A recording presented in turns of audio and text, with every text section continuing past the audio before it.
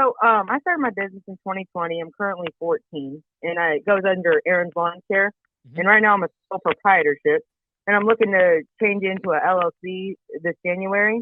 And I was wondering if I should rebrand my business, but I got like plenty of recommendations and one neighborhood favorite on the Nextdoor app.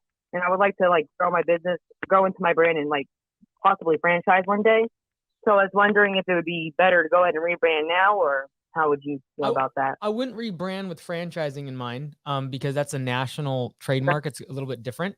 I'd be asking yourself, if you're going to be switching to an LLC, it's a good time to do rebranding because you're already having to do new entity documents.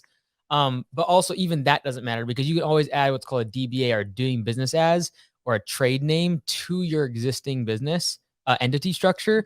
So, in terms of rebranding, do you already know what you kind of want to call it? Yeah, I would just change it to like I don't.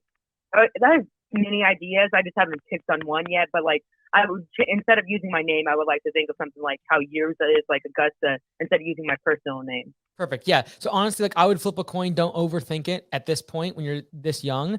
Like it's going to be 4 or 5 years of growing this thing, even as you're going through school and all the rest of it. So like flip a coin, get an LLC just for the sake of protection as you begin to grow. It is a good thing to have, but don't overthink the name of the business. Anything is going to be better than just your name on the entity name. So